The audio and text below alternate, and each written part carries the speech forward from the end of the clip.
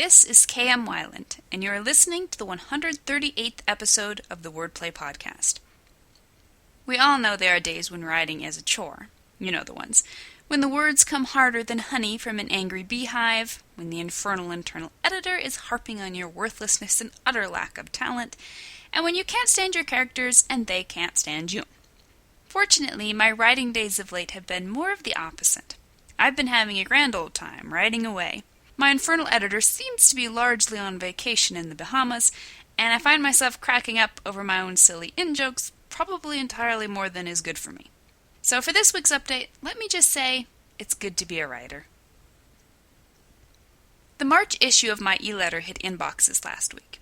It included the usual roundup of inspirational quotes, creativity jump-starters, and helpful links, as well as the article, You Might Be Treating Your Reader Like an Idiot Brother If, and my response to a subscriber's question about how to craft the beginning of a story. If you're not receiving the e-letter and would like to, you can sign up for my mailing list on my website at kmweiland, that's weiland.com/mailing-list.php.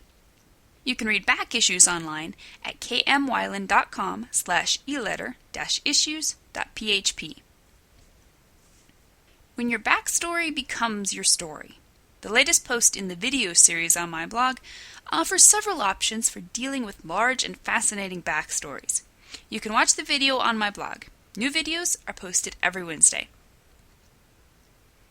And now, I hope you enjoyed this week's podcast, The Secrets of Story Structure Part 2, The Hook. Readers are like fish, smart fish. Fish who know authors are out to get them, reel them in, and capture them for the rest of their seagoing lives. But, like any self-respecting fish, readers aren't caught easily.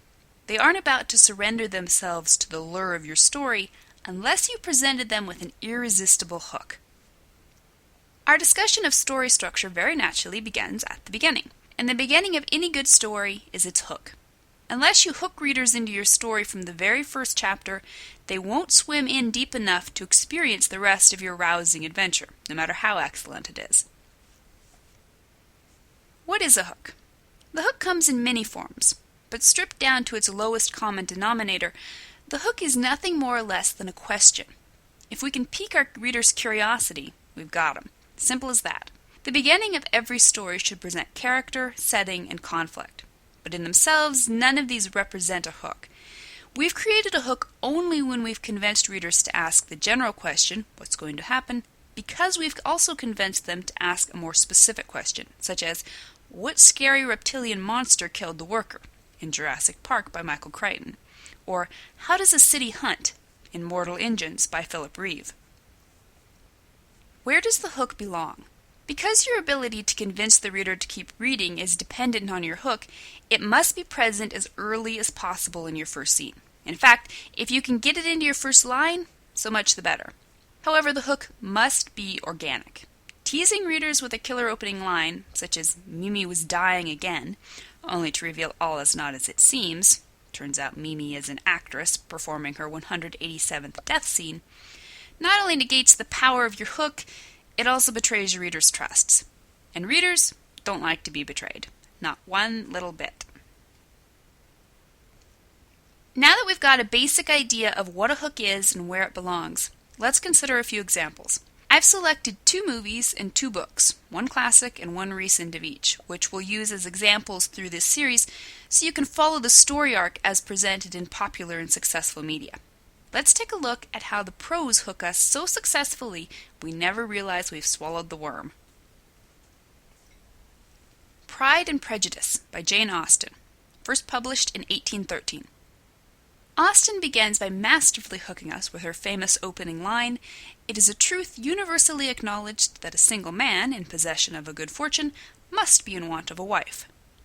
The subtle irony gives us a sense of conflict from the very first, and lets us know that neither the wife in search of the fortune, nor the man in search of the wife, will find their goals so easily.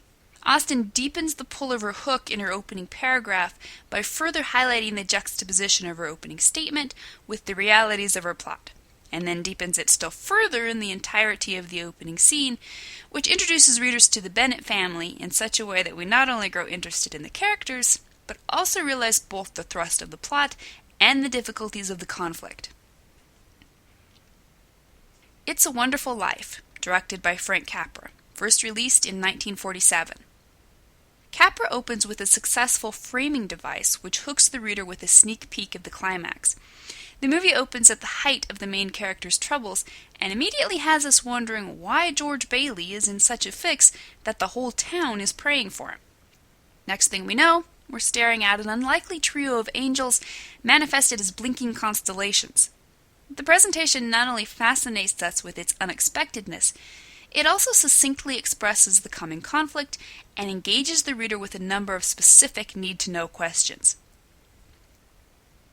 Ender's Game by Orson Scott Card, first released in 1977.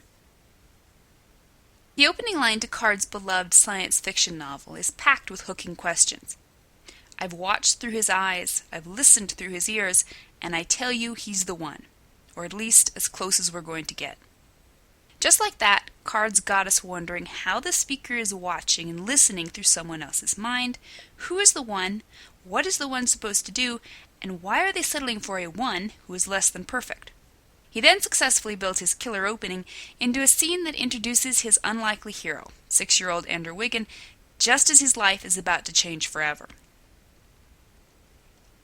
Master and Commander, The Far Side of the World, directed by Peter Weir, first released in 2004. As a brilliant adaptation of Patrick O'Brian's beloved Aubrey Maturin series, this movie is unusual in a number of areas, not least in its non-formulaic tone and plot. Nevertheless, it follows the requirements of structure to a T, beginning with its stark opening, showing the morning ritual aboard the man-of-war HMS Surprise. Aside from arousing our natural curiosity about the unique setting, the hook doesn't appear until a minute or so into the film when one of the sailors spots what might be an enemy ship. The film never slows to explain the situation to the reader. It carries them through a few tense moments of uncertainty and indecision, then, almost without warning, plunges them into the midst of a horrific sea battle. Viewers are hooked almost before they see the hook coming. So what can we learn from these masterful hooks? 1. Hooks should be inherent to the plot. 2. Hooks don't always involve action, but they always set it up. 3. Hooks never waste time. 4. Hooks almost always pull double or triple duty in introducing character, conflict, and plot, and even setting and theme. Our hook is our first chance to impress readers, and like it or not, first impressions are usually make-or-break territory. So plan your hook carefully and wow readers so thoroughly they won't ever forget the moment when your story first grabbed them. Thank you for listening to the Wordplay Podcast. To read a transcript of this episode, visit me on the web at wordplay-kmwyland, that's weiland.blogspot.com, and be sure to listen again next week.